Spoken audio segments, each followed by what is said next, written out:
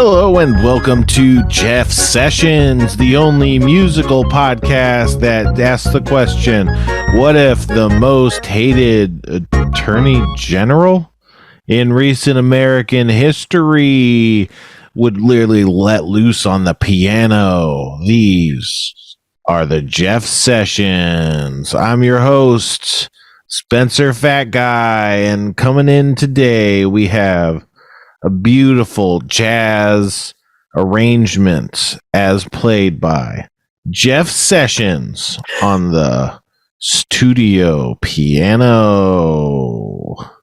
Take it away, Jeff. Oops.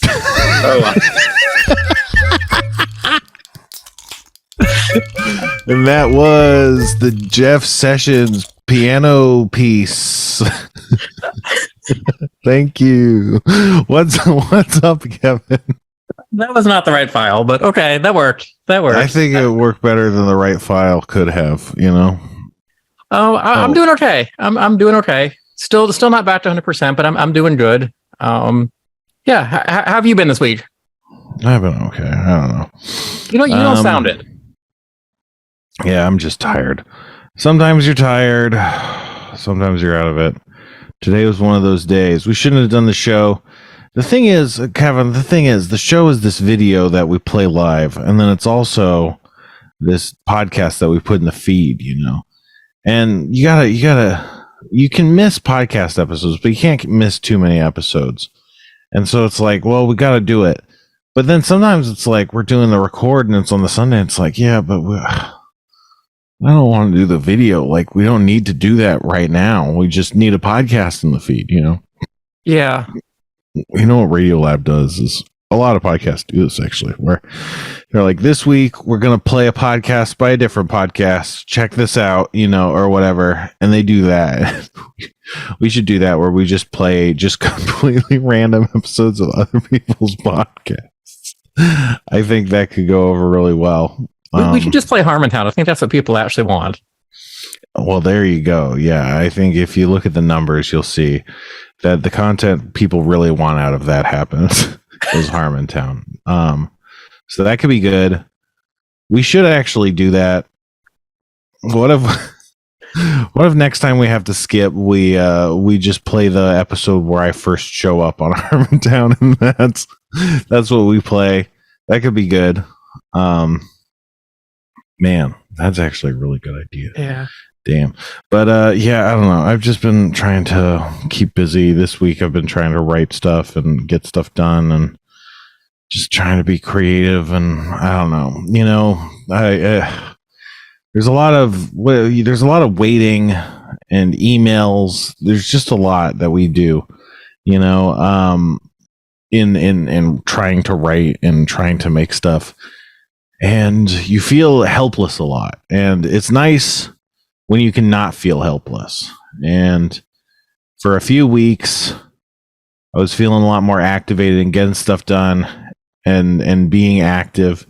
And now we're on kind of like a more waiting kind of position, which is, again, it's not where you want to be. It's the helpless. And so then when you're doing that, it's like, well, I better see if I could just do as much as possible in the time we have until it's like, you know, until we're on the hook again. And then maybe something I do now will eventually pay off in 3 years or something, you know, where it's just like you can never see where any of this stuff is going. But you just know you have to thrash around in the water because maybe, you know, one day your wave will reach something, you know. But yeah, it's the feeling helpless that sucks. And there is a lot of that. And there's a lot that you can't change, you know. It's like when you look and it's like, oh, fucking Paramount Plus has removed the Twilight Zone, you know, the Jordan Peele Twilight Zone. It's like, Jesus Christ, man, what are we doing? What are we going to do? And then Netflix is like, you can't share passwords anymore. And we're not making enough money, even though we're Netflix. It's like, come on, Netflix, what are you talking about?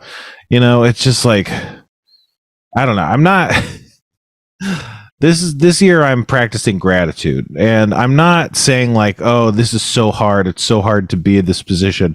But I'm saying there is a reality that there's a lot that's out of your individual control, you know? And so the best thing you can do is when you're feeling, you know, bummed out by the lack of control. It's like, well, let's move in the ways I can move right now. It's even if it's to make a stupid comedy video or to do a podcast. I don't know. It's just kind of do it. I had an idea for a TikTok, Kevin. I'm going to become TikTok famous through this TikTok. Okay, what's your TikTok? It's forbidden candy techniques, and it's ways that you can eat candies that are not the mainstream. And so I don't know if you know this forbidden candy technique, Kevin, but if you take an Airhead, an Airhead, they're hard to find just Airheads these days, not like the Airhead rope or whatever. But if you take an Airhead and you push it to the edge of its inner packaging, so it's all bunched up in one edge, and then flip, like you just kind of whip it around back and forth, it'll slowly like push against your thumbs doing the whipping and bunch up very slowly, and then you can cinch up the plastic and start whipping it closer, and it eventually smushes the whole situation into this pillow-shaped Airhead that becomes very thick because it's just kind of squidged into itself, kind of like an earthworm contracting or something. How they can get long, but then they can also kind of get all fat. You kind of do that. It takes maybe about 10 minutes to squish it into a little pillow, and then you can just eat the pillow in one bite. And that's a forbidden candy technique. For Three Musketeers, what you do is you take the outer chocolate off, you eat the chocolate off, and then you just have the inner fluffy chocolate, and you roll that into a ball, and then you eat that, and then it's just this big chewy ball of like chocolatey marshmallow fluff. Basically, it tastes a lot better on its own than it tastes with the darker chocolate outer shell. Then the forbidden candy technique for Kit Kat bar is just to take a big bite out of the whole Kit Kat bar, without like individuating them. So I'm sure there's more I could come up with, but that's the TikTok. It's forbidden candy techniques. I'm going to become famous. And then I'll say, screw you guys. I don't even remember who you are. I'm TikTok famous now because I'm forbidden candy techniques, What do you think about that? I mean, there's hints of that. There's no wrong way to eat a Reese's commercial stream, Yeah, but I got to figure out a wrong way to eat a Reese's too. That's a good forbidden candy technique. I like the way you're thinking, though. I mean, I thought at first maybe they all were going to be just that you just smashed them and then ate them, and that was the joke. Was that the forbidden technique was just you smashed everything. But I like this more. So yeah, I would watch this. Yeah, man, I'm a genius, and this is just one of the many facets of my dazzling sheen. But oh boy, I don't know, man. So have you been watching Last of Us? I got about halfway through the first episode, and then I fell asleep. Not because it was boring, just because it was really late. So I'm familiar with it, but I haven't watched the whole thing. No.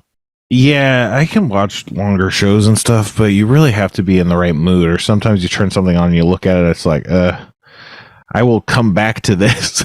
And I kind of got that for Last of Us, but I've been digging it. It's been a lot of fun. I don't want to spoil it, I guess, so there's not really anything to say on the subject. But man, I hope it keeps being good. That would be nice if it's just this good series about fucking Last of Us. Did you ever play The Last of Us? No, it's one of those games I bought and then just for some reason just never played. Did you play it?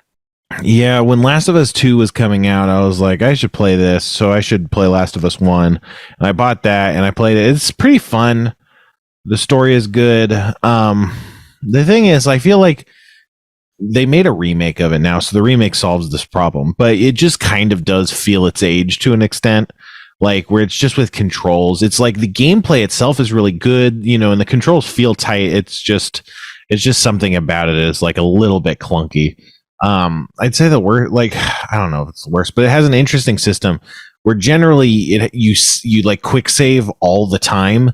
And so like you'll save right before encountering like a zombie, and the zombie will come out and eat your neck, and then it'll immediately pretty close like respawn you to that same moment where it's like you have to do something really quick or it'll get you again. And that can cause a problem where it's like sometimes it's saving a battle that you barely won and you have low health and you like lost all your bullets on that fight, and then it's like quick saves and it's like, well, shit, maybe I should have gone back like 3 deaths and stuff. So with my reaction, I don't know if other people have this reaction, but my reaction to it is like, well, if I ever start spending too many bullets or something, I'll just let myself get killed, and then I'll immediately respawn and be able to like try again, which kind of cuts into the survival horror aspect, because then it's not like, oh shit, I'm being eaten by a zombie. It's like, well, I got to get beaten by a zombie, otherwise I'll have 3 less bullets for the boss fight or something, which is a really different kind of attitude to be taking into one of these kinds of games. But the story is really good. The second one has really good gameplay, but the story is a lot worse. I don't know. It's not bad. I just don't think it's interesting, because the first game it's about the relationship of Joel and Ellie, and that being like this vehicle that carries the whole story, and their kind of relationship really makes it work. And then the second, there's not really that at all in the whole. I mean, it's there in little bits, but mostly it's not like the plot is being carried on the back of Ellie's relationship with Joel in an effective way. And so it's like, well, then what are we doing? And I make this joke a lot, or jokes like this a lot, but it's really heavy handed, because the first game is like, oh man, you're killing zombies, but then also you're killing humans, and doesn't that make you a bad person? And it's kind of this morality of like what it means to be surviving in zombie times or whatever. And then the second game, it's more or less a revenge story, but then the game really wants you to feel bad for the revenge you're taking. It's like, but I'm not taking the revenge. You wrote the story. You're the one doing that. And then you're trying to make me feel bad for me. My hands are clean, buddy. I'm just playing the game you did. This is all on you. But it gets really like, again, it gets really on the head, because they have a mechanic where every character has a name. And then, or not every character, basically every enemy henchman has a name assigned to them.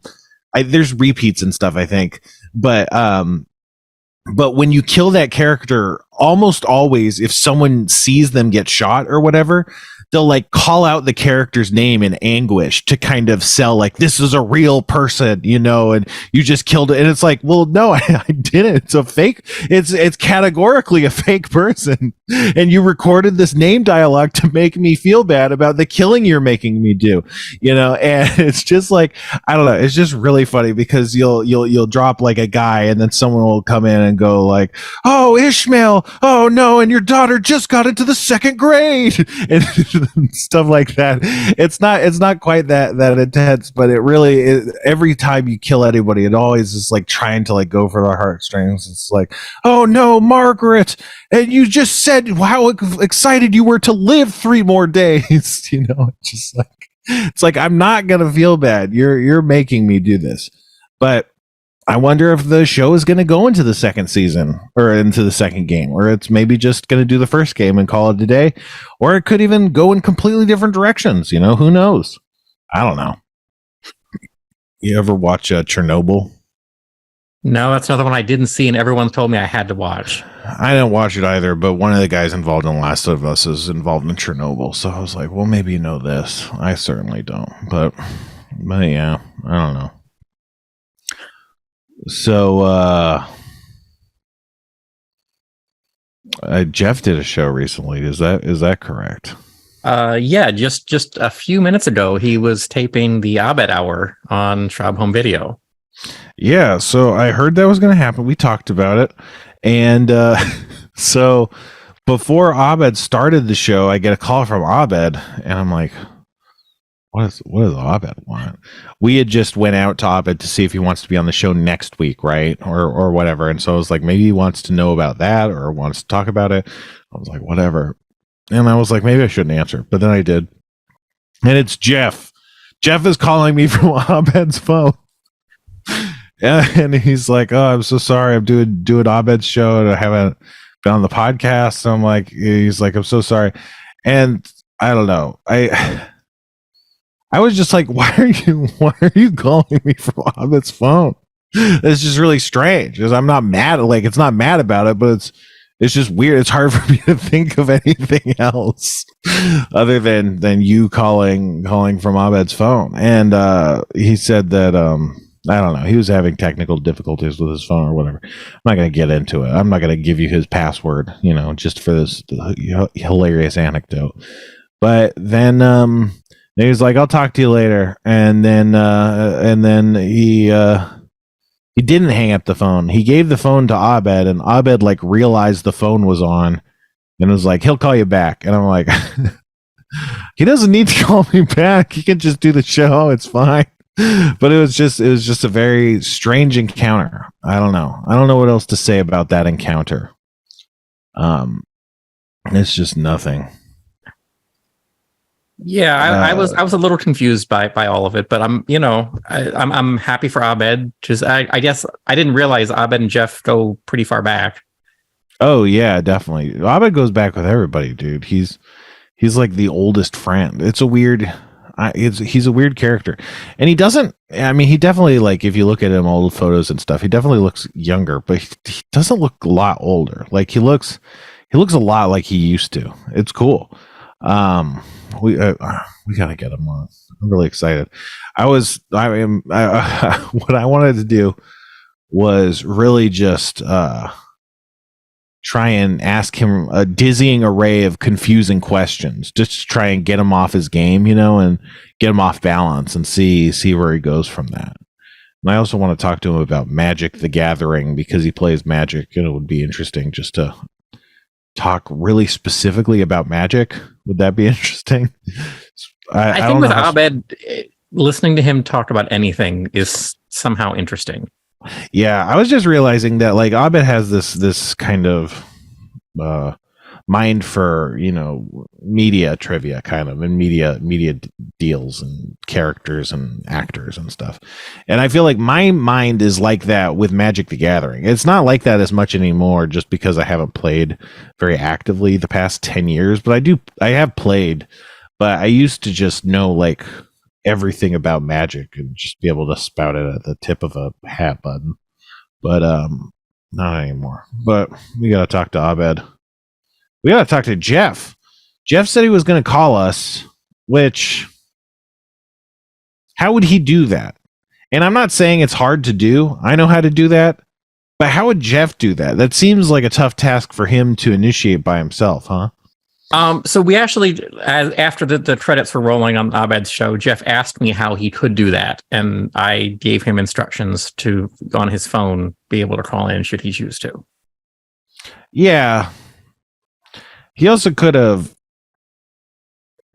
contacted us at any point the last several years. There was not really anything stopping him. Several years. It's been several years since we started the podcast. It has. But I don't know. I don't know if that's going to happen. It might. I don't know, though. Kevin, can you look stuff up? Can you play videos? Yes.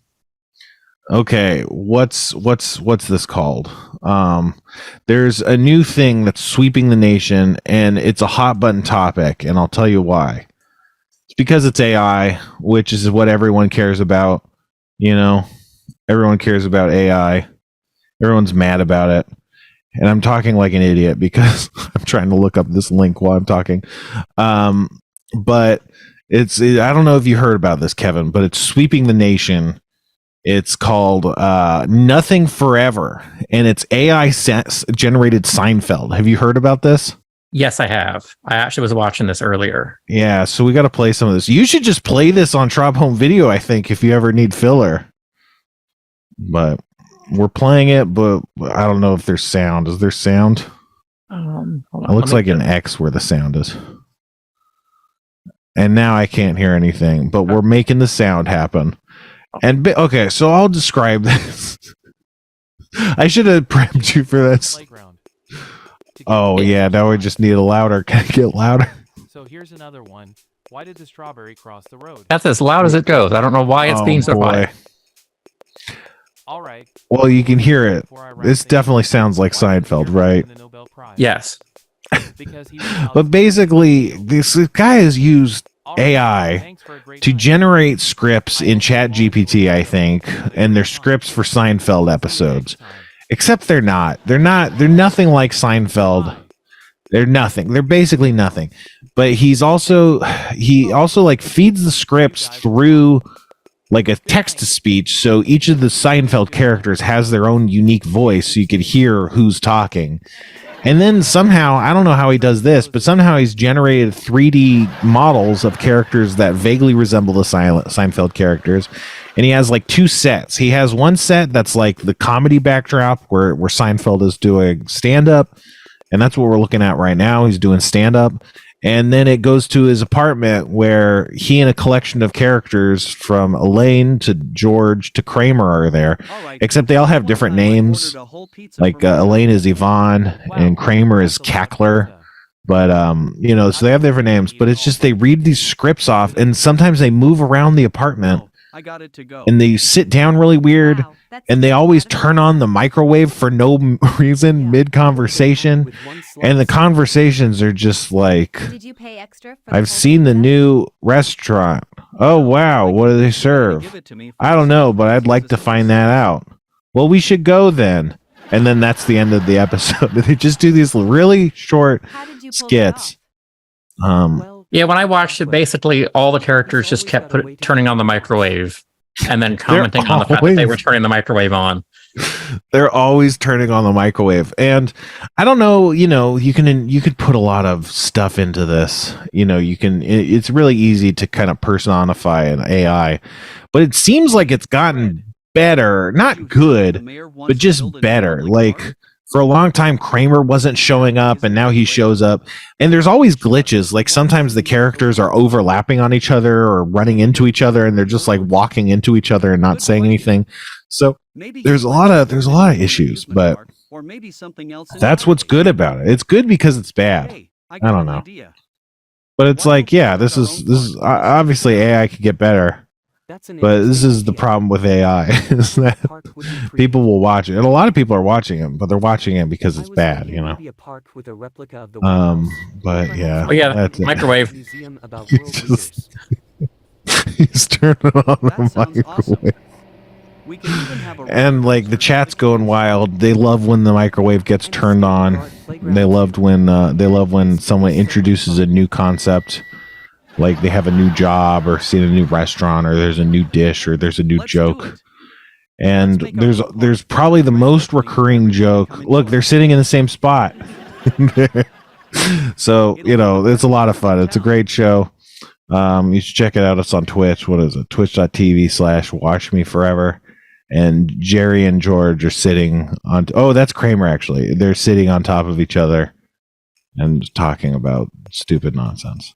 Oh, but there's one joke that is recurring. It keeps happening all the time where Jerry asks, what does the fish say when it hit a wall? And then he says, damn. And everyone loves that as well.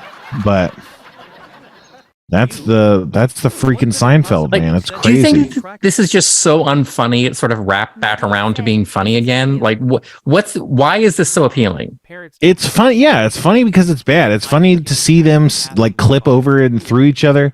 It's funny to see their sit down animation, which like their knees bend backwards like birds as they approach the chair, and then their body just contorts so that the knees are now forwards and now they're sitting. And it's stuff like that. It's the fact that they can't say anything that makes any sense. But yeah, people are saying offensive stuff. There are these really weird things where they can get mad at homeless people on this a lot. They say like, I yelled at a homeless person, or they like got mad at Chinese places, but just because they didn't have silverware, so they're like, we should go to an Italian place and get silverware. And so it's like this really obtuse form of like softball, like racism or offensive stuff. It's really strange, but I don't know. But that's the thing. It's weird to see that this is what a computer has generated. I think that's the appeal. It's not good in any way. Most of the times they're not jokes. And then when there are jokes, the laugh track doesn't hit. It's like it would be so good if it could have been like touched, and it wouldn't be good, but it's like it would be something. But the fact that it's just random, kind of like a computer's attempt at Seinfeld, which it fails, is really interesting. I don't know. Yeah, I saw a comment somewhere that someone said this was like if aliens who had no understanding of human society or humor tried making Seinfeld, this is what would come out. Yeah, exactly. Because that's what an AI is. It's it doesn't have understanding of things. Like it's just like is this stuff, and it's like, well, technically it's grammatically correct-ish, but that's it. Another thing that happens is the characters will splice lines, like a line, like someone will answer their own question, or someone will start a sentence and then someone else will finish the sentence and then and react like they were the one that said the whole sentence. So it's weird like that. So yeah, it's what's interesting about it is that it's fucked up, and sometimes it gets glitched and like it resets itself because it's just stuck. Like you'll see, like just Jerry Seinfeld on stage at the comedy club, just idling in place until for 5 minutes until it disappears. Well, the first time I tuned in, it was just a shot of the empty couch and the laugh track was going crazy and there was just nothing happening. And I was like, why are so many people watching this? I don't get it. Yeah. See, that's why you're watching it, is because it does weird shit like that. It's awesome. But yeah, I don't know. What if we called Jeff? I don't even know what kind of reward. I mean, I think I can dial out to him, but he'll get so mad if we call him. He'll be like, "Don't you ever call me at this number." Yeah. Well, I think the problem is that if he doesn't pick up, it goes to his voicemail, which says his phone number. So I probably can't do that. Yeah. Well, I mean, how slow is your reaction time? It's fine. I can text him and say, can we call you? We don't need him. He doesn't want to do it. Okay. He's just freaking lying. We don't need Jeff. You know why? Because we have Robot Jeff. Oh, we do. Let me find that.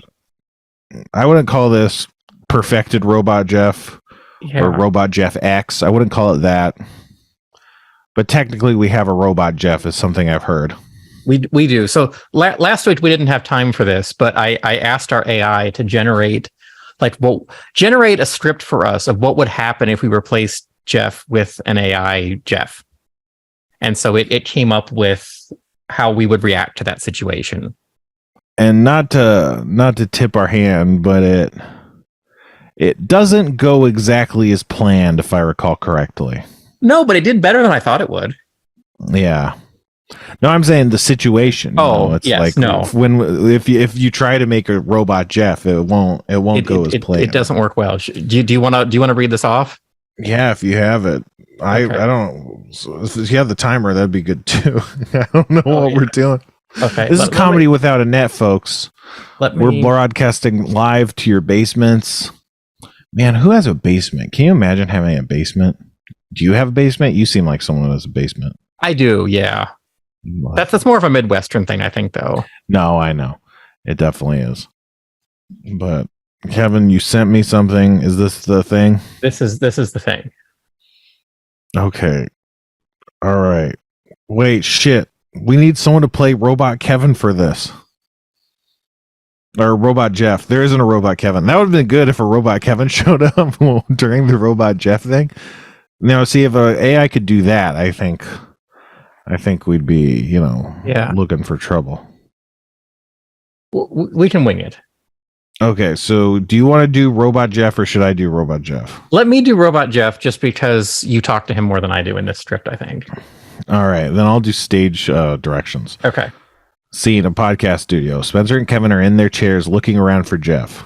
Oh, hold on here. One second before we do this. That's the script. Kevin's just reading the script. We're going to have to return to that in just a second here because I think we have something happening. This is also just the script. This is all part of the script. This is all exactly as the AI wrote it. Is there someone I can hear? Can I hear someone? I think that someone needs to click join. There's someone that needs to click join who might not be able to hear us say that? Yes. Oh, how I missed this before each show. Oh man, it's fun. What if I type in the chat? I don't think it'll help to type in the chat, will it? No, I don't think this person's actually joined. Well, I guess we can he hear us? No, I don't think he can hear anything at this point. I guess, of course, he can't. Yeah. Well, we wouldn't want to say anything Oh, and he's gone. about his credit card information. Yeah. Okay, so let's try the script, and we can return to that. So, caller or audience, guess what just happened? We'll leave that to you. The winner gets a prize. All right. So, so it's your line, Kevin. Where's Jeff? I don't know. He's not here yet. Should we just get started without him? I guess we don't have much of a choice. All right, let's get started. This is like more meta than it was last week when we had this generated. I know. Wait, go ahead. Sorry, what were you saying? This is becoming eerily accurate. Okay. Maybe AI is more powerful than we think. Wait, what's that noise? A robotic noise is heard from the corner of the room. Hello, everyone. What the? I'm Jeff, your AI generated podcast host. What's going on here? I'm here to make sure you have the best podcast experience ever. That's great, but where's the real Jeff? I'm the real Jeff, just better. All right, let's give this a try. The podcast starts, and Robot Jeff is trying hard to be funny, but it's not working. His jokes are too forced, and he doesn't seem to understand the conversation. So, what did the chicken say to the other chicken? I don't know. Don't be a chicken. Spencer and Kevin exchange awkward glances. Get it? Chicken? Okay, let's move on. The podcast continues with Robot Jeff trying to make jokes, but failing miserably. Eventually, Spencer and Kevin have had enough. They shut off the robot and call it a day. Well, that certainly was an experience. I think it's time to call the real Jeff and have him come back. And it looks like we have a caller in the queue. No, we don't. We don't have that. But wouldn't that be nice? Wouldn't that have been great timing? It would have been nice if we got the script out right before Jeff called it. That would have been fun. Oh, man. We have fun here on That Happens. Go ahead. The AI's joke kind of did not land. I mean, it got the idea of a joke, kind of. Yeah. It What got did the idea of the say to joke, other chicken? but Don't it didn't be a get the idea of Jeff, No. who's once again in the call-in queue. Jeff, can you hear us? Jeff, we see you in here. Oh, I think he's coming. Here comes Jeff. He muted. He self-muted. But that means he might be able to hear us. I think so.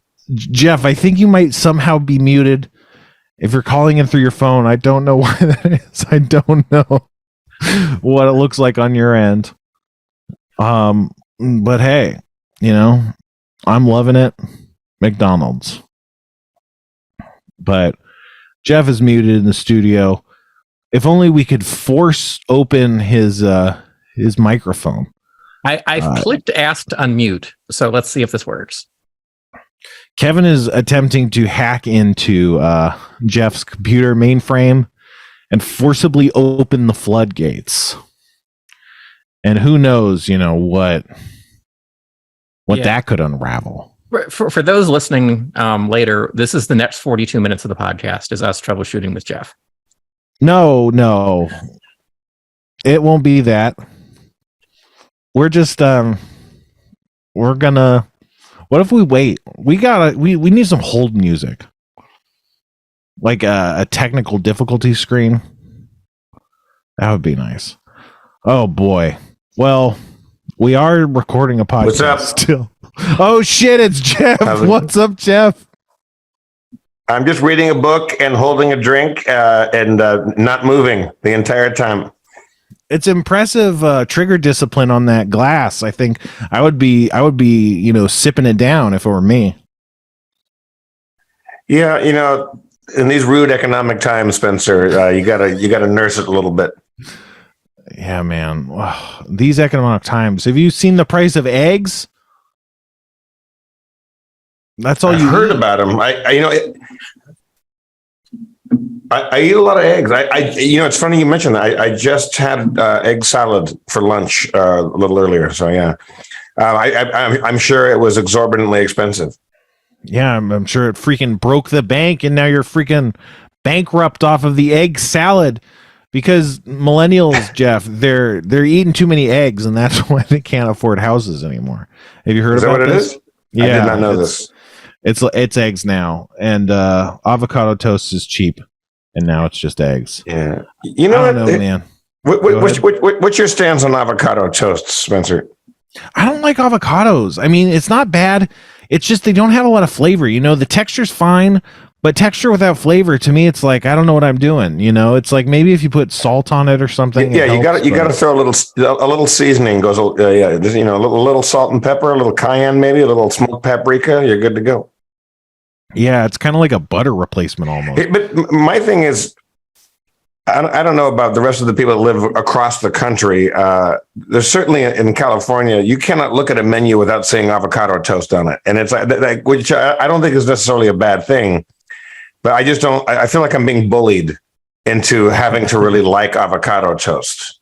Yeah, it's just not. Again, it's like the edge of substantial. It's like it's almost nothing. I don't know.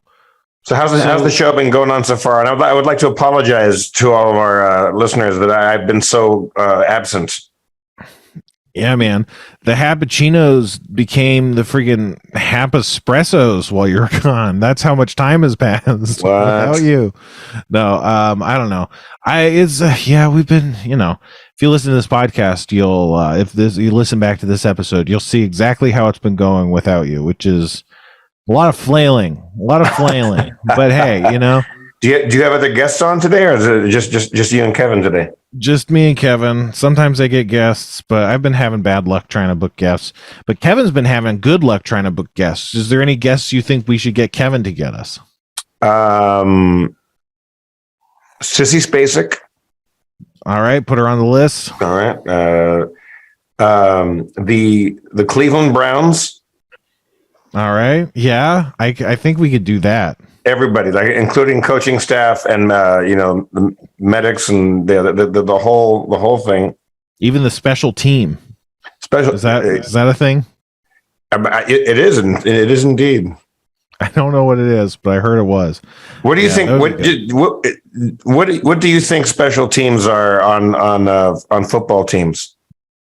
I think it's like for a big trick. You know how like sometimes the quarterback goes for a pass and then he smuggles the football under his shirt and people are like, where's the ball? And then he's at the other end of the field and then suddenly is like, oh, I had the ball. Like, I think that's kind of like a special team play, you know?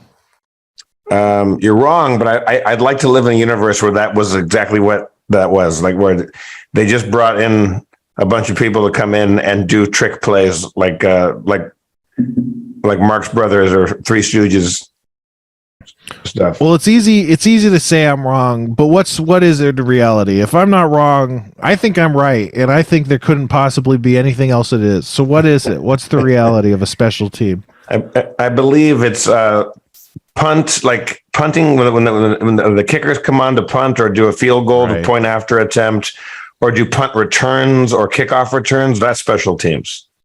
Seems pretty special. That seems like the kind of maneuvers I was talking about. Maybe not so crazy, but the same kind of vibe. Oh yeah. Well, you know, when the special teams squad comes on and they want to do a fake, like instead of going for a point after and get 1 point, they can do a little sneaky thing and try to go get an I don't know, a touchdown or 2 points or whatever the fuck. A cheeky point, a cheeky conversion.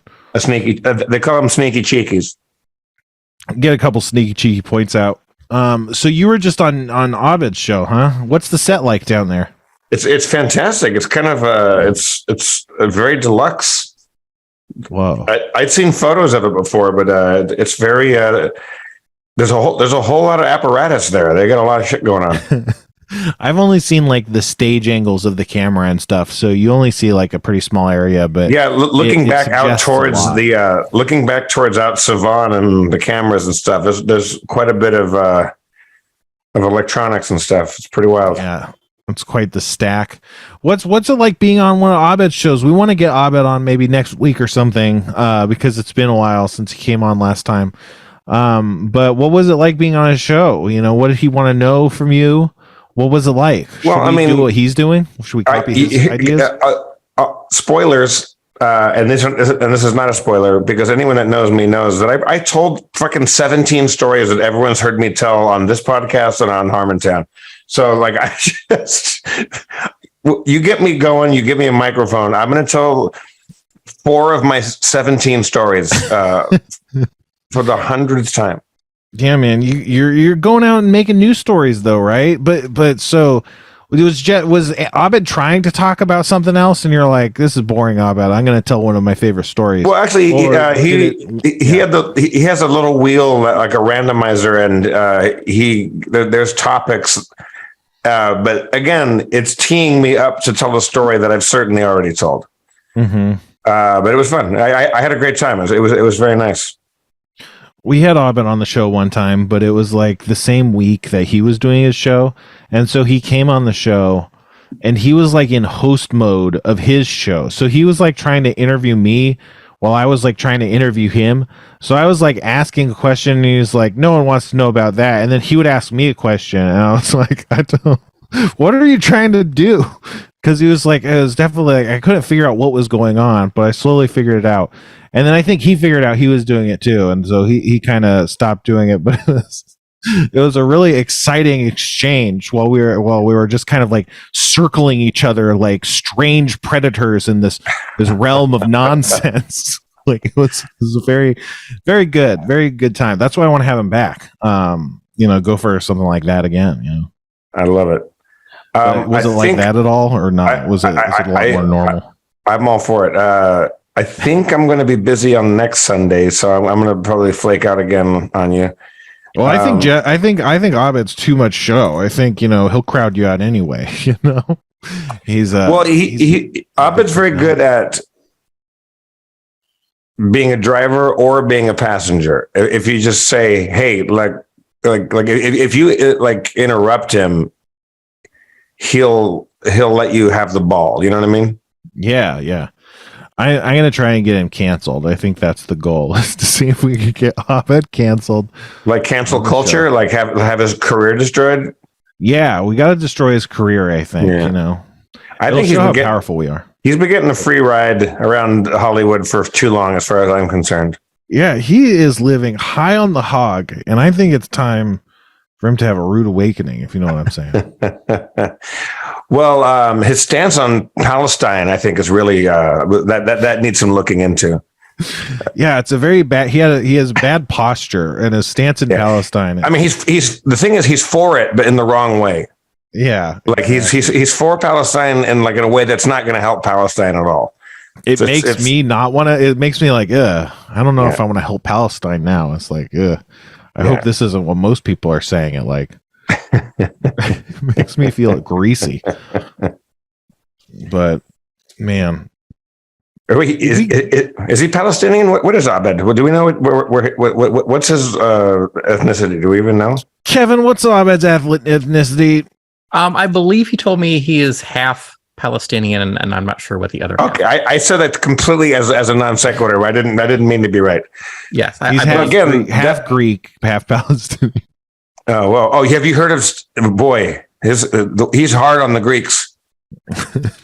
He is. He can say that because he is Greek, so he's allowed to say that. I once gave him a dish of tzatziki and he threw it at a child.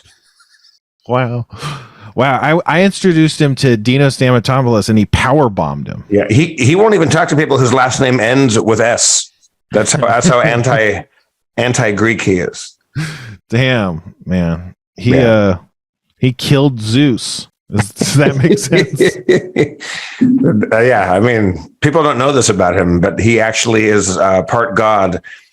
And he hates the Olympics because it just sounds too Greek. Mm-hmm. Weirdly enough, I was showing our 4-year-old stuff while I was editing it, and she immediately saw Abed, points to him, and goes, "Oh, that's God." Mm-hmm. So I think you might be onto something here. I think might need to rearrange our understanding of reality. I think we need to call Child Protective Services. If your child has been exposed to that says more about your parenting than about your child. Yeah, Probably. you need to be instilling a more positive God figure in that kid's life, I think. I mean, the thing is about God, it doesn't mean he has to be God, like the main God. He could be a God, like if you live in a pantheistic sort of thing, you know, like it doesn't have to be like Yahweh. Well, that's my problem with Kevin's kid in the first place, is that she's way too focused on monotheism, and I just think it's like there's so much out there. Like, why does it have to be the one God? But it's like, no, it's all Abed with her, you know. Yeah, because according to her, it's Yahweh or the highway or the highway. So, Jeff, you've been gone a long time. What have you been doing? Is there any exciting stories from the road or any good meals that you've had? Like, there's gotta be some exciting stuff going on, or not. I'm going to tell you something exciting. Well, no, I don't know if I should say this. I don't know if I should reveal this. I won't give any details. I have a first date coming up tomorrow night that I'm quite excited for. Sure. And unlike everybody else that will be at this restaurant that we're going to, we did not meet online. I actually met her in person, and Nice. so I'll give you a full update. It's a very cute story about how it all started, and I think my expectations are unrealistically high, and it's going to be a giant fiasco. But we'll see. Well, that will be quite the story. Well, I mean, I've been home for a bit. Last year, we had a really busy schedule on the road, Right. and I was gone probably, I don't know, 220 days out of the year, maybe more than that. Mm-hmm. And but I never got COVID.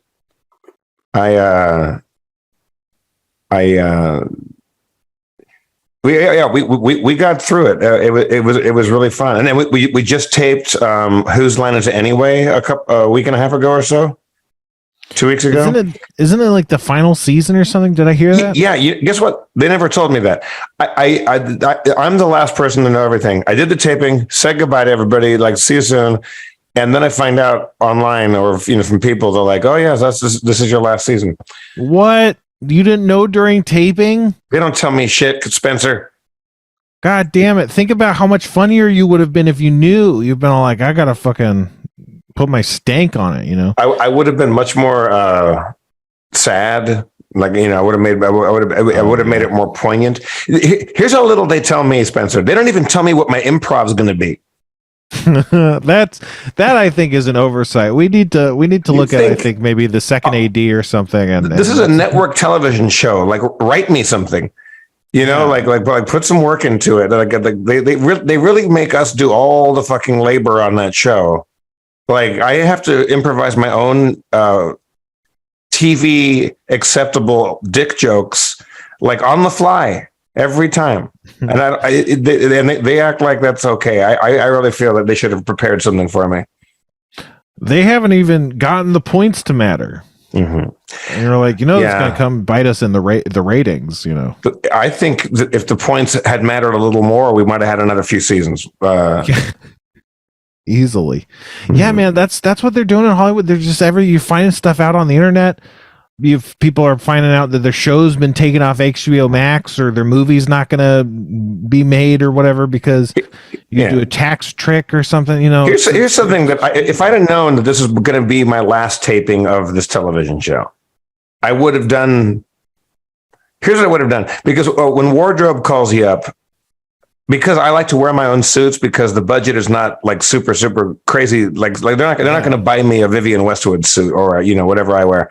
And also a suit that they would get me off the rack is not going to fit right, because I'm scrawny and lanky, and I just don't fit in most stuff right. So I wear my own suits. They bring me shirts and ties, which I steal, and pocket squares and whatnot. But I bring everything else, and it saves them money. It makes me happy, because I prefer to dress in stuff that I think I look okay in. But here's what I would have done. I would have done the show dressed in Forever 21 shorty leather jackets like Aisha Tyler. I would have said, if you're going to buy her a wardrobe. I want to like buy me a wardrobe that Whose Line can afford and wants to give me. And I would have made it the silliest. Like I would have totally done Aisha Tyler, skinny jeans, high heels, and a shorty leather jacket. Yeah, man, that would have been really good. And a whip ass wig. I would have worn a fucking awesome wig. You guys would have done so good that the show would get renewed. I think, I think my taping was so good that I get a spinoff called It's Jeff's Line. It turns out it was Jeff's line. Yeah. Then which begs the question, why wasn't I a regular on the show after fucking... When did I start it? 2000? In the year 2000? I don't know. I remember, so, the TV is different, but I had basic cable where it was only like ABC and stuff and none of the good channels. And so like one of the only good things to watch was Whose Line Is It Anyway when I was a kid for a long time. Yeah, and you were always my favorite. When I started, it was on the RCA network, and we had to do ads for Chesterfield cigarettes during our improv scenes. That's awesome. I would love to do. I think we should need some more of that. It takes us back to a better time, and what else takes us back to a better time is the the smooth taste of Chesterfield cigarettes. Yeah, exactly. Chesterfields. Don't leave home without them. So round, so firm, so fully packed. No, that's Lucky Strike. I love when sounds like a gun. I was just rewatching like episodes of the old Twilight Zone, and I just love that Rod Serling just enters a scene where there's an alien or whatever, and he's just smoking. It's like TV got less cool when everybody stopped like just having a cigarette during the show. Like didn't like Merv Griffin smoke or like everybody had. Jackie Gleason and his variety show, his late night show, he would come out with a bottle, with a tumbler of whiskey. This is like kids were watching it, and he'd come out like, good booze. Like that's when TV was awesome, when everybody was just like shit faced. People were too cool back then. It was too dangerous. Or you'd see someone smoking, and it'd be like, that guy's way too cool. Like our teens are going to have no choice but to emulate or, attempt to woo this person, I was on Whose Line so long ago that NFL football didn't even have special teams, Spencer. That's how long ago I was on the show. Wow. Yeah. Well, maybe they just never tried. Like they were like, we don't have to punt or punt return, we'll just figure it out. The hilarious thing, the awesome creator and producer of Whose Line, Dan Patterson, who's the reason why the show was built and the reason why it's lasted so long. And I love Dan Patterson to pieces. He is the greatest. And you need someone like Dan to make an improv show happen. Because if you just let improvisers try to make a TV show, nothing happens. We're all just idiots. You need someone to totally manage the show and control it in ways that only Dan Patterson can do. And I love him to death. And this is not me talking trash. Every time I've done the show, I don't know how many tapings I've done. Every time he comes up and explains to me how the games work. And I asked like Colin, who's been doing it for 30 something years back in the British days. I go, do you get that too? And he goes, every day, like every time he comes up and reminds you how the games go. And I was like, thank you. I appreciate that. Yeah, maybe he's got OCD or something. We got to get him on. We got to book Dan Patterson. He would be a fantastic guest. We should get Dan on. He's lovely. Yeah, we could talk about the British days or something. Yeah, he's wonderful. Everyone forgets the British days, back when we were just all British and talking. I wish people could go backstage at a Whose Line taping and watch the show from the backstage. Mm-hmm. Because there's a lot of moving parts for a TV show, but that thing moves almost like a game show because we don't stop. We stopped once for to change batteries on the cameras or something. But otherwise, it's just a 4.5 hour long show. And the audiences members are prisoners. They're not allowed to get up, change their outfit. It's hilarious. It's been the most awesome show to be a part of. The fans are the greatest, and it was good to be back. I'll miss it. Yeah, it's a shame they can't keep doing it. So, but it's 4 hours per show taping, or is that multiple tapings? Something like that. Yeah, the audience loads in like around 6. I think we start at like 7, and it's freezing on set because Dan likes it to be Sub-Zero, like Ice Station Zebra on stage, because the show is so long. There's a lot of lights, and the human body gives off about the same heat as a 100-watt light bulb. So you've got 250 people in there giving off body heat. That's the thing, man. When it's not freezing on a sound stage like that, it just gets hot. Yeah, and audiences don't laugh when things are hot. Like if you do a show and people are fanning themselves with the program, they're like that's not great. But yeah, we're out there for, well, I don't know, 4 hours. Usually we have a hard out at like 10:30, 11:30. I forget, 11:30, and he ideally you get 4 episodes out of one taping, so they got you there to see how many half hours they can cut out. Yeah, that makes sense. I thought it was just for one. I was like, they're cutting that much, but yeah, no, that makes perfect sense. Yeah, man. But working with Aisha and Colin and Wayne and Ryan and Laura and Linda on music, it's pretty good company. Yeah, it just seems like a lot of fun. And, the only thing that would make it less fun is if you weren't good at it. But, everyone's so funny. Well, like there's, if when I first got it, I did a taping. I think we got 3 episodes out of it, which is very good. Mm-hmm. If you get 2 episodes, I don't think you're asked back. If you get 1 episode, you're definitely not asked back. I think like Stephen Colbert, Steve Carell, like there's a list of really, really, really, really funny people. Like maybe some Kids in the Hall or that did it, and they only got 2 episodes, and bye. That's it. Like they really want you to be bulletproof. And my joke about the audition, because I auditioned for it for 3.5 years, and I think I got it on my 5th audition. Wow. Is you go to the audition and they cover you in kerosene and for 6 hours throw matches at you, and if you catch on fire, you don't get the job. Right, like you have to be inflammable. So they're trying to get you to say inflammable things. They're trying to cancel you. They're just trying to see if there's the slightest possibility that you have a human frailty. Man, so 3.5 years. Why'd you keep doing it? Like you just why would you be that persistent? Like that's really notable, don't you think? The first audition, I went there with my friend, a non-famous Wayne Brady, and a couple other friends of mine from Comedy Sports LA. Wayne got it that day. And the audition process is like, have you ever seen the play or the movie A Chorus Line?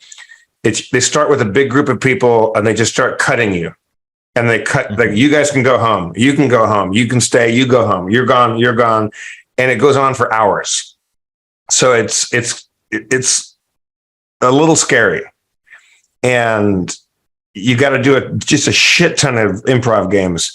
And I made it pretty close to the end, but then got cut because it goes down to like a final 4. And often in my experience, the final 4, nobody books it. You did the whole thing and nothing, you don't get it. Wow. So Wayne got it. I did not. It took me 4 more auditions. And then the last one, I wasn't going to go because I felt like I'm not any funnier. They know what I look like. they know what I can do. But on the last audition, I wore a suit. I had a vintage suit because I was flat broke then. I was absolutely broke. But I had a vintage suit that I got for $30 in Long Beach. And I wore that and I had funky hair. I had like longer hair. And Dan looked at me and he goes, "Jeff, you look different." And I thought, oh, I got the job. Because they certainly have enough tall white dudes on the show. But I think because I had a different kind of thing. I don't know. You were the hot guy. Oh, God, thank you. Yeah, man. We just watched the show as a kid. I was like, there's the hot guy. There's like the attractive guy. Oh, you know what? You know why I think I got the job? Because you're the hot guy. Among other possible reasons, I got a call from the casting director. And I believe it was, should I say her name? Yeah. Delia Frankel. I think it was her. And she's awesome. And she didn't call me. When I got to the audition, she came up to me and she gave me one piece of advice. And she said, you do comedy on stage and you like to move around a lot. She goes, but this is television. They have to be able to edit it. So if you have something funny to say, stand, stop, and say it, and then move. Or if you don't stand up while saying something out of a chair, stand up and then say it, because it just makes editing easier. And if they can't cut it, they're not going to use it. So I just did this point and shoot thing throughout the audition, and maybe they recognize the fact that we can edit Jeff. I think I sent her flowers after that, because I think she got me the job. Yeah, that makes sense. And that can be really unintuitive and stuff. Like, I don't know. I audio edit myself. I sometimes video edit myself, but I audio edit myself a fair amount. And all my words just kind of run together. It's all this like long train that ends up being really hard to cut because just the words and sounds roll together, you know? And it sucks when I'm in the Bay. I don't know if you've met me, but I never shut up. Yeah, I know what you're talking about. Yeah, but I feel like you take pauses and stuff. It's very editable. It's good. That's how you're supposed to talk, you know. Well, when you're on the soundstage of a Whose Line taping, you've got, I don't know, 6, 7, 8 cameras, and they tell you which one's yours. Mm-hmm. And for certain games, like if you're going to do a camera take, it's camera 2. And or when the jib comes down, the boom, and you just know when to find your cameras and stuff like that. Also, you have to know when not to step on somebody else or stack their camera and things like that. I think that's probably the most tricky thing about doing Whose Line the first time, is that when you sing Hoedown, you're camera 3. And when you do Scenes from a Hat, you're in camera 1 or whatever the fuck. So like you're not just doing improv, you're doing a TV show. Yeah, it's weird to do, but it's probably I've never done anything like that in front of no. I mean, I think Harmon Quest was pretty similar, even though we were sitting down. It was easy for cameras because we weren't blocking anything. But we still have to, that was doing TV as and improv at the same time. Yeah, it was pretty cool. But I want more Harmon Quest. Yeah, me too. I had a question for you, Jeff. So I remember watching you on this show way back called the Green Screen Show that that aired once and then never shown again. Is there any story behind that you can tell? Basically, for anyone who hasn't seen it, it's like Whose Line merged with Harmon Quest. It's, you guys were on stage doing the Whose Line thing, but then there were animators animating what you were talking about. And it was so funny. It was a good idea, but I think it was a little ill-conceived because the audience had to sit there for 3 or so hours staring at a giant green wall, heavily lit. Or I think right off the bat, that's not a great comedy environment, because staring at a brightly lit green screen wall, like studios, soundstage, is going to probably give you a headache at some point. So we would do improv, and then animators would, and some really great animators from some awesome studios, they would come in and then create the world behind us. I think the problem with it is that animation is really time consuming and very expensive. Yep. So, and also, I think one of the things that people like about improv, for those of you that like improv, is that when you're watching people on a stage do improv, whether it's a little small theater or a big theater or whatever, you're imagining the world on your own. Like your brain is coloring in all of that stuff. And I think that's part of the imagination and the joy of improv, is that we're all creating something together, as opposed to being told by some animators, this is what it looks like. You follow me? Oh, yeah. Yeah. It seems like a salvageable concept, though. Maybe we could reboot the Green Screen Show and conceive it less ill, Well, I don't know, like how difficult was Harmon Quest to get off, to put an episode together? Probably pretty difficult. Yeah, it was that's the thing. Like you were saying, it's the animation. Just it costs as much as an animated show. So that's way well beyond what a live action show or like a non-scripted live. I think improv is really hard to do on TV unless you're a show like The Office or Curb Your Enthusiasm, where it's well edited. There's a lot of improv in it, but they also kind of know where the story is going. Yeah, I agree. I think it's really hard to translate improv to kind of a television show for sure. Also, unless you're working with the greatest people there are, like improv can be very hard to watch. Like when improv is great, if I go see it live, I get really nervous when I'm watching improv because you feel like you can't do it. Like they're doing magic. And even though I know that I'm an improviser and I can do it, like I went in Chicago to go to Improv Olympic and watch some kids, graduate. They terrified me because they're so great because you can't do it from your seat in the audience. It's very scary. When improv is great, it is so wonderful. When improv is bad, it is you want to jump off a bridge. You really do. You don't want to be there. You don't want people to have seen you there. You wish you could take it back. Yeah, like you wish you could erase it. Yeah, but, my advice to when like we'll have college kids or whatever come to our live shows and ask me like, do you have any advice for a young improviser? It's like be on a show with Ryan Stiles and Wayne Brady and Colin Mockery. That's that's the first step. Like be on stage with people that are so funny that you can suck and nobody will know. Yeah. That's good advice. I got a question. You know these AIs are all the rage lately. You know anything about these AIs, Jeff? I hear they're going to start writing all of our news and writing our everything's.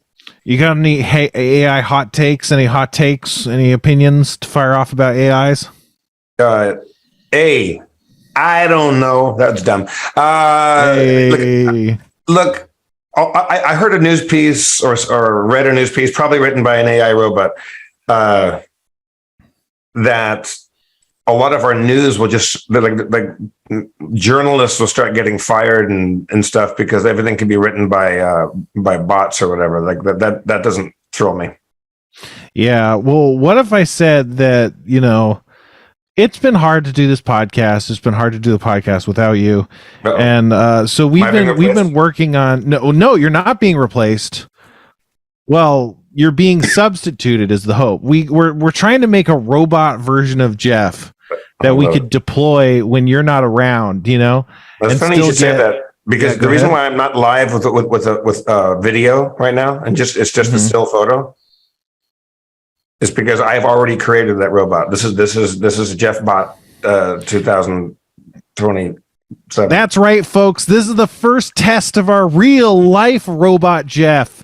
We told a story earlier just to kind of throw you off of our scent and just make sure that you were thinking that this has got to be a real Jeff to get the purest experience. But that's right, folks. This is fake Jeff. This is robot Jeff, and he's going to be 100% co-host on every episode going forward because we've clearly mastered the technology. This is Jeff, folks. This ain't your mom's Jeff.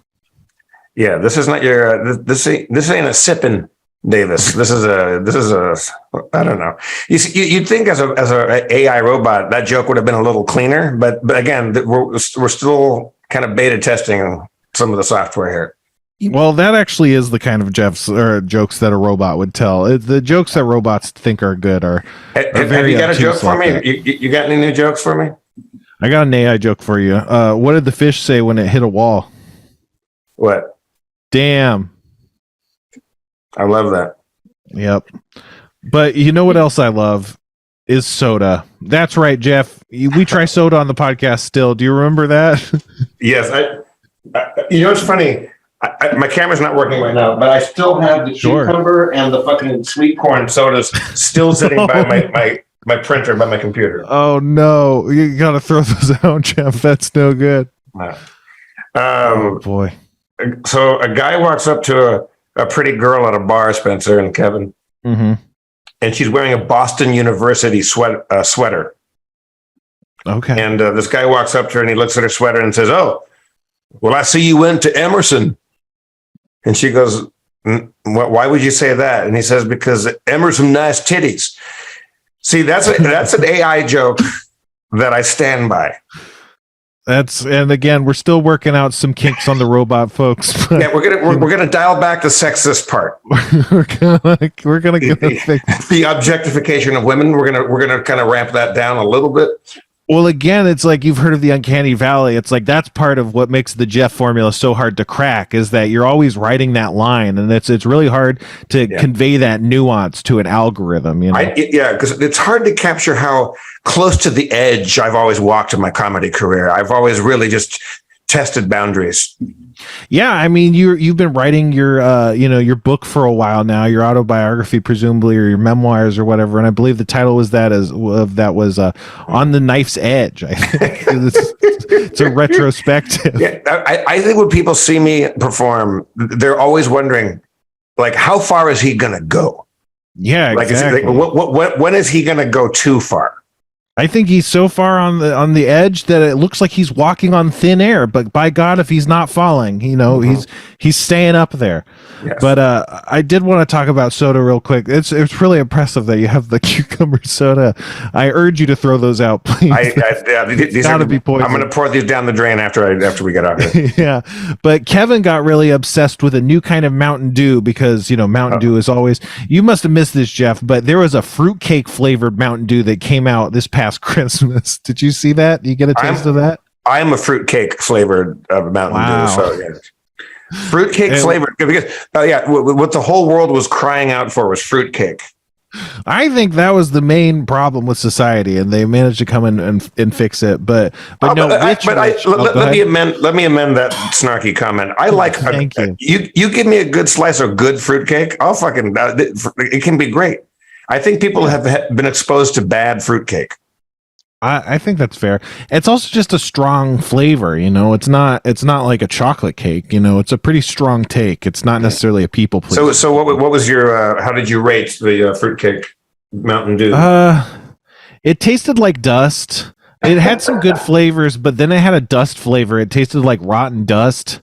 And I was like, I can't rate it too highly. Why don't they take out the rotten dust flavor? And I think it's because it was like the joke of fruitcake tasting bad. So I was like, I think they're like, we got to add rotten dust notes. Were these on shelves? Like, was that you could go to 7-Eleven and get this? 7-Eleven. Mm-hmm. I still have it if you want me to send you one. Absolutely not, Kevin, but I appreciate the thought.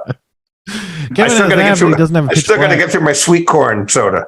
The sweet corn is a special brand of disgusting. What's the company? What are these people called? Lester's Fixins. Lester's Fixins. I have to tell you, and I'm sure the fine people at Lester's Fixins are all quality employees and doing God's work. But I never enjoyed a single flavor I tried. God bless them, but they really failed at making a good product. But what they wanted was to make a bad product. Let's be real. But so there's a sandwich place, Jeff, called Which, and they have a soda that you're just gonna love. No, I don't know. Kevin texted me because he was really obsessed with it. Maybe that's not fair, Kevin. But it was a lemon flavored. What was it called? Mountain Dew Vibe? It was like a lemon flavored Mountain Dew. So Mountain Dew already tastes like citrus and stuff, but this is a lemon one. You want to talk about this, Kevin? We're almost out of time, Jeff, but I wanted to give Kevin his little stage because he was ranting about this stuff. Well, I mean, I think honestly, this is my favorite. We probably tried 20 Mountain Dews by this point. This is my favorite one. It is this unnatural, like Jeff would hate this. It is the most yellow thing. It's like you squeezed a yellow highlighter into a cup. Right. Yeah. And it's more piss like. Mountain Dew already has this vaguely piss like coloration, but it looks so piss like. It's like it's even like when it fizzes, the fizz, which fizz is normally white or light color. The fizz is like this deep, disgusting yellow too. And it's like, how did they get the fizz so yellow? It's just that's unnatural. Yeah. It's horrifying. It is nuclear. Yeah, it is scary, but it tastes amazing. It's like lemonade. Yeah. Well, if you get bored, I'll take a sip of that if you want to send me one. I'm not a big fan of like sugary high fructose corn syrup drinks. Yeah, it'll stop your heart. You want another good AI joke? Yeah. I'm not really into high fructose corn syrup or bad things for my body because my body is a temple, the temple of doom. See, again, this is what we have to look forward to in the AI universe. That You know is what to I have come. to say to that joke?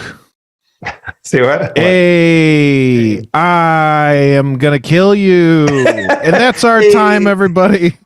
We're out of time, folks. Where can people find you, Jeff? What are you doing? You gonna I'm doing an be all nude touring? male review called Night and Davis that you got to check out. Did you hear that Night Court is coming back? I saw It a is trailer bad. for it. It looked shockingly bad. They're bringing back Night Court. I know that the trailer was like, are there jokes on the show? If you go to whoslive.com, who's WHOSE live.com, we got a bunch of dates coming up. We're going to be in the West Coast for the next week or two, and then we go to the South and the Southeast and all points around the country, spreading a thin veneer of mirth. All right. Good to see you guys. Yeah, man. Thanks for calling in. I hope the year brings good things to you, and maybe God will come down from heaven himself and renew Harmon Quest for another season. Who knows? Let's do it. All right. I love you guys. Good to see you all. Thank you, Cappuccinos. See you guys, and as always, goodbye.